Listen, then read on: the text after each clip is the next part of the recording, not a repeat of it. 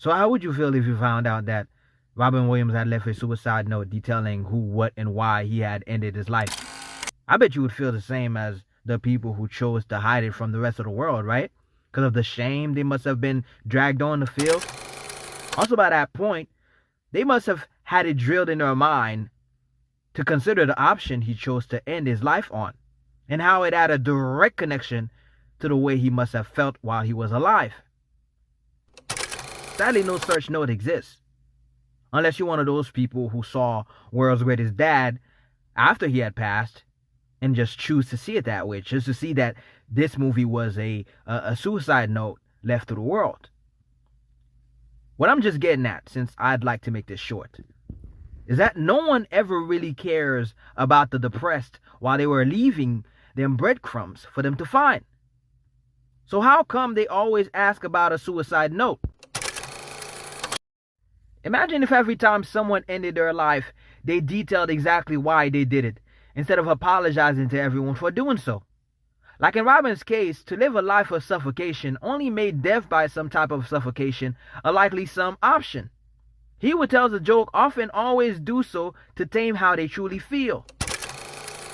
I can speak on this myself, as I used to tell jokes as a way to hide away my semi-abusive childhood. To this day, I feel shame whenever something terrible happens in my life, and tries my best to joke about it to other people like shit ain't real.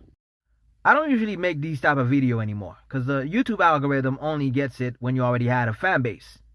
But what I need everyone following Robin's sad footstep to understand is, it's always necessary to express yourself in challenges. Don't let the world make you betray yourself and end up thinking it's you the reason why you're depressed. The word is fucked up. You feeling the way that you feel is exactly how you're supposed to feel. You and this inability to move on from your demons is no other way to live. So you have to make your demons your friend and not your enemy. Because if you don't, those demons will eventually have you hurting your loved ones and then yourself. Seems odd, but it's true. I remember a dream I had. Some type of dream, and then I realized that dream was over and another one had begun. There I was, now in front of this strip joint, hanging out with this dude wearing lingerie. Free kind and no prejudice. I don't remember what we were talking about exactly, but I know that he exuded this level of confidence. His presence felt needed. Then out of nowhere, his face began to just morph, like revealing who he truly was, who I was really speaking to.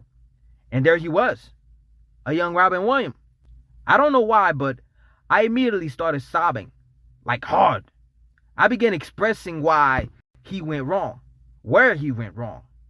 That, he should have worried about his mental health and not making others happy.